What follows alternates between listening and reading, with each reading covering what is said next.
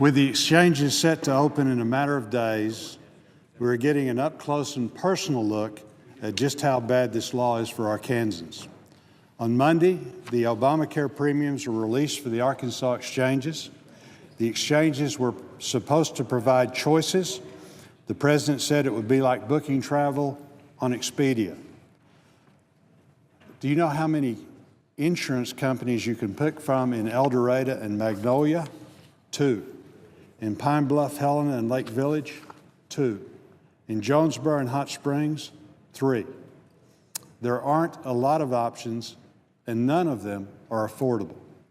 Sticker shock, I think, is the best way to describe the response I've heard from Arkansans.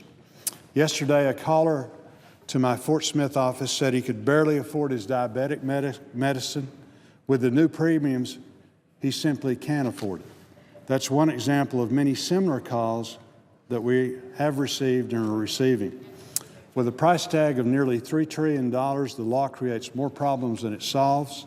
It drives up health care costs, busts our budget, bankrupts Medicare, and deflates our economy. On top of that, it doesn't create economic stability for Arkansans. It raises their taxes. On some level, even President Obama acknowledges this won't work. He has delayed without legal recourse the employer health care mandate. More relief for other allies will certainly come.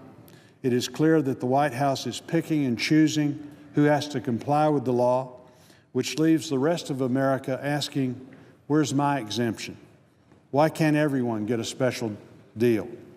They rightfully want to know why they have to follow a law that the president's allies aren't following. Every Republican in this chamber wrote the president shortly after he made this decision to delay the employer mandate. We demanded that he extend relief to the public. In fact, we asked him to permanently delay implementation for everyone. Senator Coates and I, along with several other of our colleagues, have introduced a bill that would accomplish just that. Because this law is not just bad for U.S. businesses, it's bad for workers, it's bad for American families. The president says he's working for a better bargain for the middle class. This law crushes the middle class. It's going to make coverage unaffordable for everyone, including the very people the president seeks to provide coverage to, low-income workers. Because the law is poorly written, a worker making $21,000 a year may be offered plans with premiums that are near $2,000. How is this affordable? For a basic plan, they could also face an annual deductible upwards of $3,000 before coverage kicks in. That's almost a quarter of the annual salary of a worker making $21,000, and this is supposed to be affordable. One of my constituents hit the nail on the head during a telephone town hall that I had on Monday night, when he said this law is actually making health insurance more expensive for the average person. Nowhere in the 20,000 pages of regulations can you find one that drives down the cost of health care. That's the core of the problem. This law has to be replaced with the reforms that drive down the cost of health care and make insurance truly affordable for every American. Instead of allowing the government to dictate our health care needs, we should strive to reward quality health care, encourage healthy living, and minimize waste through patient choice and health care ownership. We should pass laws that expand health savings accounts. We should allow more small businesses, people like my barber, to pool together with other barbers and purchase group insurance to cover their employees at a lower rate. We need to allow Americans to purchase insurance across state lines, like we do our car insurance. And there are other reform avenues that we can explore, some, I think, that we can even get the majority and the president to support. Every Republican in this chamber wants to do away with this law. We may disagree on strategy, but we all seek the same goal. For me and many of my colleagues, it's hard to find the logic in opposing a bill that defunds Obamacare. Again, this bill that the House has sent us does exactly what we were trying to accomplish.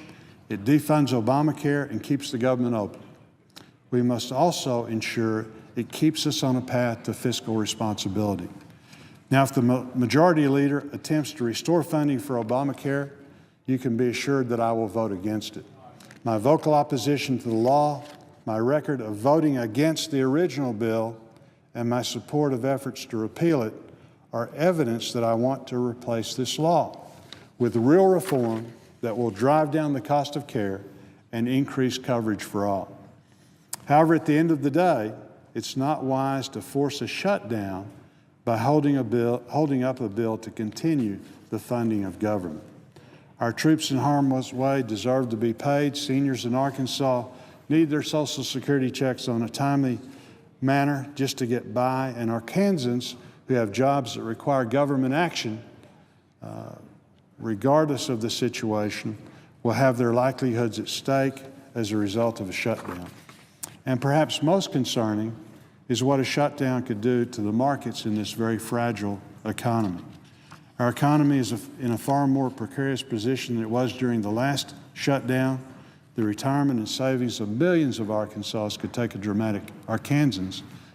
dramatic hit. We face a serious crisis. Healthcare costs are crippling this country, and many Americans lack access to quality, affordable care. It's stifling our nation's overall economic development. These are real difficulties patients, physicians, and hospitals face. I understand this problem firsthand. For 24 years, I practiced optometry with my brother and my partners in Arkansas. My experiences as both a healthcare practitioner and clinic owner led me to understand there is a right way and a wrong way to address this crisis. The President's health care is the wrong way. Let's move forward by supporting the House-passed continuing resolution that defunds Obamacare. Let's work together for affordable and effective health care reforms through free market principles.